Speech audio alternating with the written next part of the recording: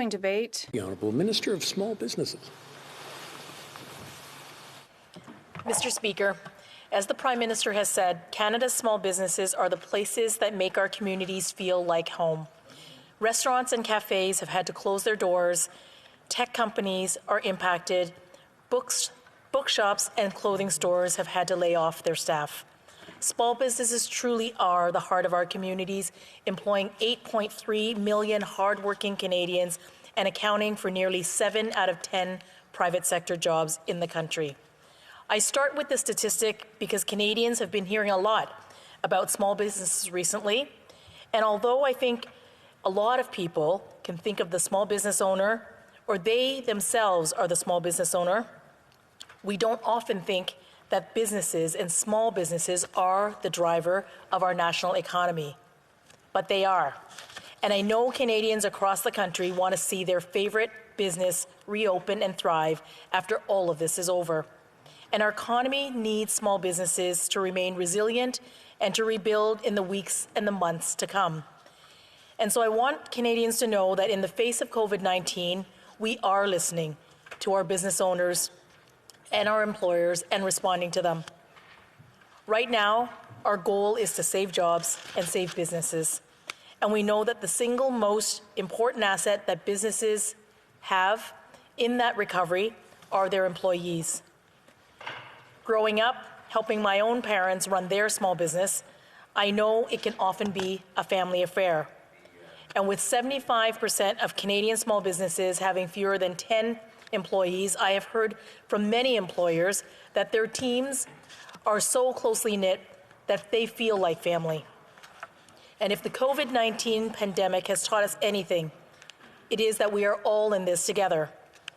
Whether a small business that has had to temporarily close or lay off employees to reduce hours, or it's struggling to pay their rent, we know that they are facing some seemingly impossible decisions recently. And we want you to know that your government is with you every step of the way. For those business owners who have had to agonize over how to make their payroll, we have introduced the Canada Emergency Wage Subsidy to support the payment of up to 75% of wages for the first $58,700 of an employee's earning. This means up to $847 a week for workers who stay on the payroll. This not only gives workers certainty, it will help keep our businesses in fighting form, ready to bounce back when we are through this. Let me reiterate, the whole point of this is to keep businesses intact, because we know that when it's safe to do so, businesses who remain connected to their employees will be in a better position to lead our economic recovery. So I am pleased that organizations like the Canadian Chamber of Commerce, the Canadian Federation of Independent Business, the Canadian Manufacturers and Exporters all agree that the Canada Emergency Wage Subsidy will help employers keep paying hundreds of thousands of their most valued employees during this difficult situation. Mr. Speaker, the government's support for small businesses certainly does not end there. We have doubled the maximum length of the work-sharing program, for example. This will provide income support to employees eligible for EI who agree to reduce their normal working hours because of developments beyond the control of their employers. We're doing all of this because we know that people are really the heart and soul of our businesses. We want employers to feel and to be able to keep their families together. I know from my own experience how personal a small business really is. And at the same time, we know that there are plenty of expenses beyond payroll that still need to be covered. That's why we established the Business Credit Availability Program, which is helping to finance small businesses who are struggling because of COVID-19. As part of this program, we have introduced the Canada Emergency Business Account, which will provide up to $40,000 in loans, interest-free, to help with those short-term costs. To further help businesses with cash flow, we have worked with the financial sector to open up billions of dollars more in lending capacity through financial institutions like the banks and credit unions. And through the Business Development Bank of Canada, and Export Development Canada, and Farm Credit Canada. The program will help companies in all regions and in all sectors, all of our small businesses, whether it's oil and gas, air transportation, exports, and in tourism. We're going to help all of these businesses. And speaking of tourism, Parks Canada is working with tourism entrepreneurs in national parks, historic sites, and marine conservation areas to help minimize the impacts of COVID-19 on those industries. The decision has already been made to defer payments on commercial leases and licenses of occupation without interest until September of 2020. And to help people who feed us, Farm Credit Canada has received an additional $5 billion of support so that they can help our farmers and our agri-food businesses. So this is assistance in both the liquidity and to help keep people on payroll. We've also been introducing ways to defer other kinds of expenses that come up for businesses, so to help keep their costs low. We're allowing businesses to defer income tax payments incurred between March and September of 2020 until August the 31st. And we will defer GST and HST remittances and customs duty payments until June 30th of 2020. To help small business owners and entrepreneurs who have lost their income, we are helping with the Canada Emergency Response Benefit, giving them $2,000 a month. This will help those sole proprietors struggling with cash flow right now to bridge to better times.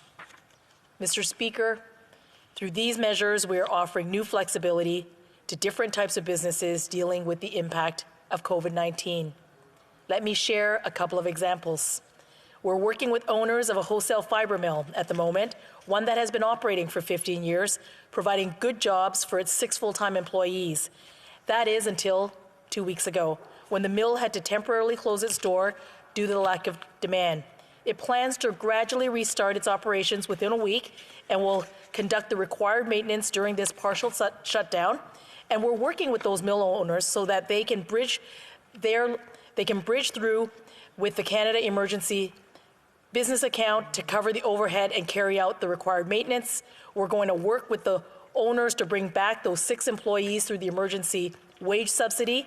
And given that both of the owners who were on payroll are not taking a wage since the closing, we're helping them so that they can access through the CERB support to help them bridge through this difficult period.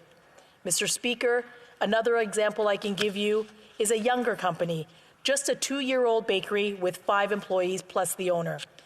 This small business was on an upward trajectory before COVID-19, but now their retail sales have all plummeted 50%. With the demand for bread remaining strong, however, the bakery has decided to work through its challenges with the help. Through the emergency wage subsidy, they're going to keep their bakers employed just to make the bread, but it has applied for a loan through the business emergency account to bridge the payroll expenses, but also to set up an online ordering system. Like the mill owners, the bakery owner is going to choose to leave cash in their business and draw on the CERB to support them through this time. Mr. Chair, there are thousands upon thousands of small business owners just like this bakery and just like this fiber mill who needs help. And through all of these actions, we're trying to give businesses the breathing room so that they can keep their employees on payroll, pay their bills, cover their rent, and know that they will still be on their feet once this crisis has passed. These decisions and changes will come as a result of direct consultations with businesses from coast to coast to coast. From conference calls to Skype sessions, over the last couple of weeks, our government has been listening and speaking with businesses all across the country and in every sector and in every region. Through these conversations, it's been heartening to hear from small business owners and entrepreneurs and from so many hardworking Canadians about the real differences that the emergency wage subsidy and all of these other measures will make to their businesses and to their families.